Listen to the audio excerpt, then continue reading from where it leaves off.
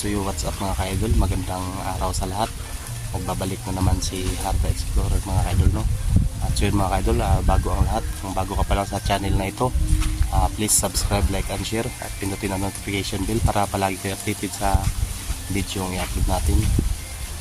Yung nga pala mga ka-idol, nandito ko ngayon sa napagawang bahay ni Ate Sono, Alulas of Paradise. I-update natin. Yun, shout out sa lahat ng nanonood sa video na ito, sa mga kababayan natin, mga OFW dyan. Shout out sa inyo lahat. At so yun nga mga ka-idol, at ito na yung update sa pinapagawang bahay ni Ate So mga ka-idol, no? Ito na finish na to dito. Ito yung mga ginagamit nating sand, no? YY sand. Sa meron pa doon, no?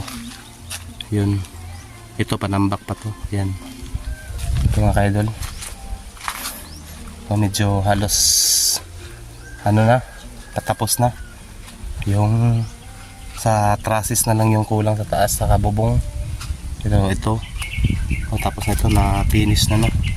Yung mga ginamit natin dito, mga tabla, puro kahoy ito. Hindi na kami gumamit ng plywood kasi bilis masira. At ito yung terrace nya.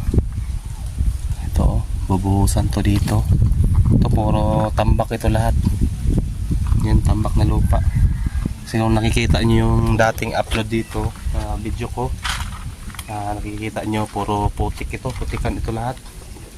Ito dito mga, ito pang beam ito, sa pang beam yan dyan sa may ano, papunta sa terrace. Lagyan pa ng beam, ay gaya niya, no? May mga beam na yung itaas, yung nakapatong sa hollow blocks. At ito dito, ito yung bedroom 1 CR, tapos bedroom 2. Kaya mga 16mm niya bakal yung ginamit natin dyan. Ito mga tabla, ligpit ko na. Tapos ito may mga semento dito, marami pa to, siguro nasa 27 sacks pa ito.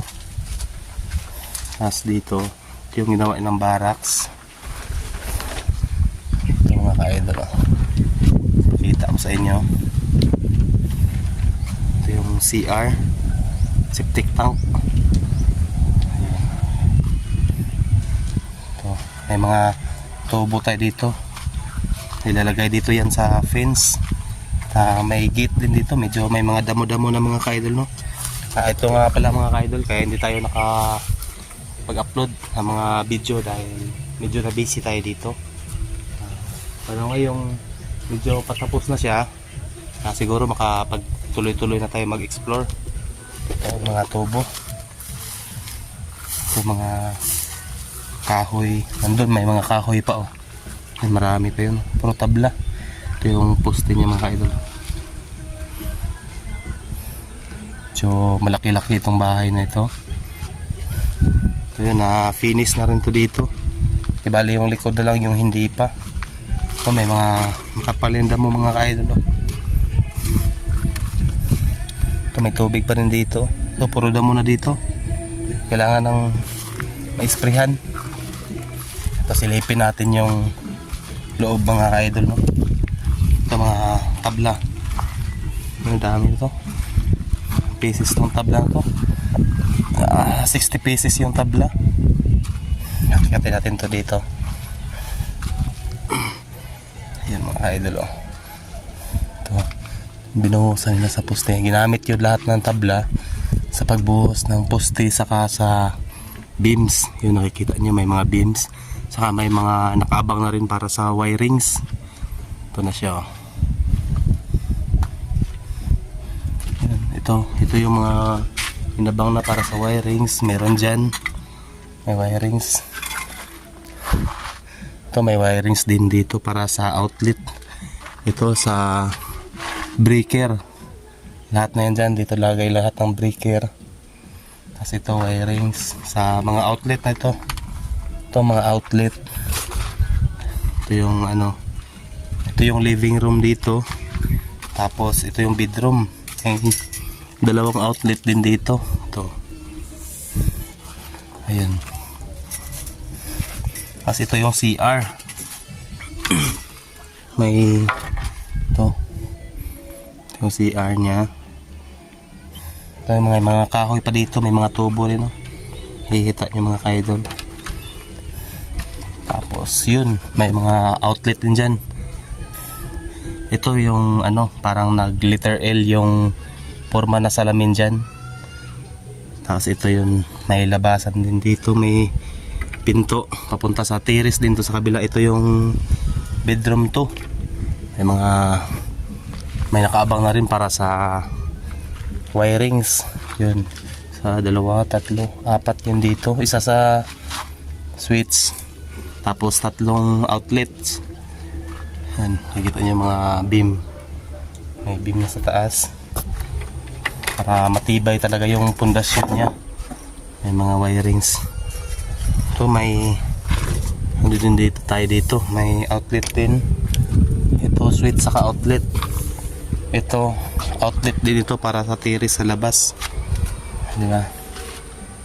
Kita nyo yun, parang mag letter L yung ano dyan. Ito beam to, tapos beam din yan, kaso pinantay lang dyan sa hollow blocks, pero buhos ito kasi lalagyan ito ng salamin na letter L. Ito yung ano nyo dito. Ibali kung doon ka sa loob, matatanaw mo dyan. Yun, napakagandang view. Matatanaw mo ito pag nandun ka sa loob na, kasi ito yung kitchen niya eh. Dito yung kitchen, nandun yung living room sa unahan. Kaya habang naghuhugas ka ng plato, matatanaw mo ang ganda ng tanawin dito. Ayun o, diba? Ito yung magiging forma. Ilalagay ko na mamaya kung ano magiging forma dito sa lababo. May kitchen niya. Bali ito dito, sagad ito. Yun sa may beam dyan, sagad ito na salamin na letter L. Yun o. Pakalaki ng bahay na ito. Tapos pag dito naman, ito din yung terrace. Matatanaw mo rin yung ganda din ng bundok dyan sa harap. Yun o. Kikita nyo. Ito, full ito. Ito yung terrace na malaki. Kaysa doon sa kabila, halos kalahati lang kaysa dito. Sobrang lawak ng terrace dito. Di bali by ano to, sukat niya ay 18 by 8 yung sukat ng terrace. Kaya sobrang laki mga ka-idol, no? Sagad ito sa kabila. Tara, tingnan natin yung taas. Yun. Nandito ka makaupo, tanaw mo dyan, napakaganda ng view sa kabila. Kanilagyan din ito ng beam bukod sa matibay na nakaabang na rin para sa in case na mag second floor. Diretso na ito. Yung mga nilagay nila, kinabit nila na mga PVC pipe para sa mga wirings. Ito may nakaabang na mga dowel para sa ano, in case na mag second floor may nakaabang na, no. Ito mga wirings na ito, mga PVC.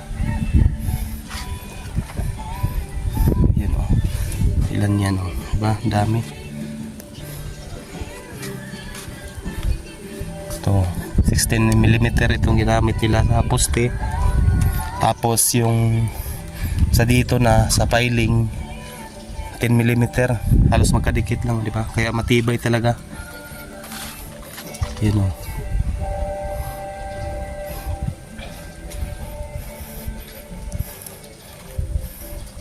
Ito beam, tie beam, kailangan ito kaysa may poste. Doon din, di ba?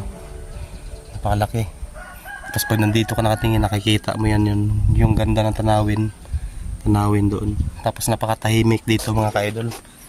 Kasi siguro kung kaya mag-relax ka dito, mawala talaga yung stress mo, pagod mo dahil napakatahimik. Tapos yan, oh, makikita mo rin ang ganda ng tanawin doon. Diba, halos mga nasa 80% na yung natatapos.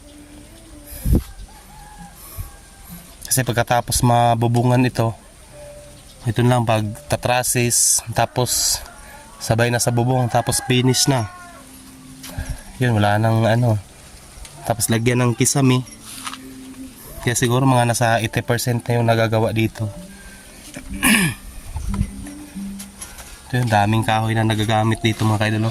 2x4, pero ito mga 2x4 na ito, gaya nito, magagamit na ito sa kisame.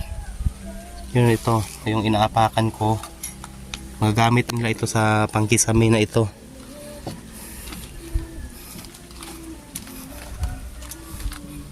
Itong tabla wood, siguro itatabi lang ito kung matapos na nilang magbuhos. Kasi may mga poste pa sa fence yung bubuhusan. Magagamit na tapos. Siguro may gagamitan pa rin si ate nito.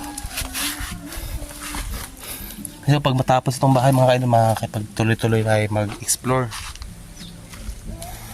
Yun o. Okay. Ito medyo kulang pa to dito pag tambak. Ito lahat mga ka-idol, puro tambak to, pati dyan. Yung nagiging ground dyan, tambak lahat yan dati. Nakita nyo, puro putik yan dyan. Puro tambak yan lahat. Saka ito, siguro nasa ilang dump truck kaya yun na load deliver dito, mga nalupa. Nasa 60 na dump truck yung na deliver na lupa. Isipin nyo yun po, sobrang dami no. Ito tambakan pa ito ng konti na lang yan. Saka dito yung CR nasiksik na ito tapos na ako ng siniksik to, ginamitan ko ng tamper. Bubuhatin lang ito. Ito yung CR ni ate. Tapos ito yung magiging storage daw niya.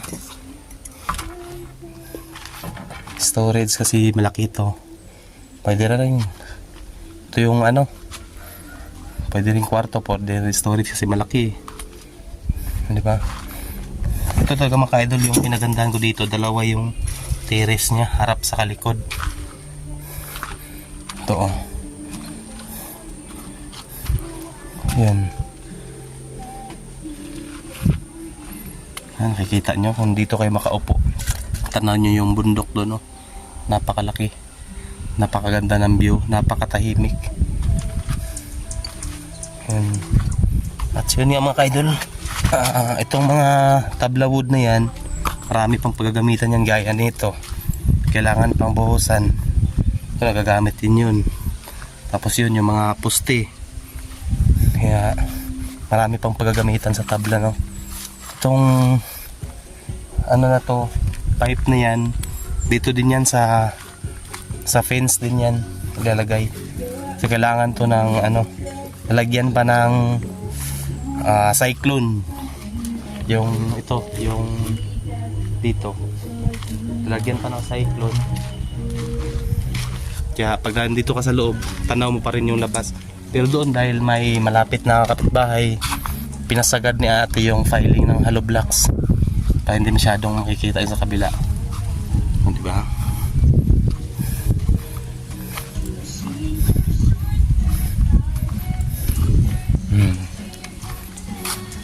Medyo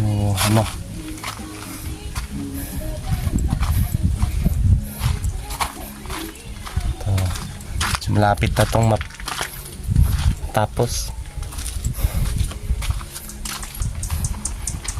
dito yung may mga PVC din dito mga ka-idol. Okay. Diyan sa ilalim yung mga ibang gamit. Septic tank. Yan. Dito may mga drainage din tayo nilalagay dito sa labas para in case na pag-uulan lalabas lang yung tubig, hindi makapupundo dito hindi mag-i-stack dito sa loob. Lalagyan din siguro ng stairs to dito para in case na magaling ka sa loob pwede mong lumabas. Yan, may stairs din dyan. Tapos sa kabilang terrace may stairs din doon. Yun. At so yun lang mga ka-idol no. At ito lang po yung mai-update ko sa pinapagawang bahay ni ate. At sana makapag-explore na tayo ng tuloy-tuloy. Sana subaybayan nyo pa rin ang Hard Explorer mga ka-idol. Sana hindi kayo magsawang suportahan ang channel ko. At so yun lang mga ka-idol. Maraming salamat sa lahat. Thank you.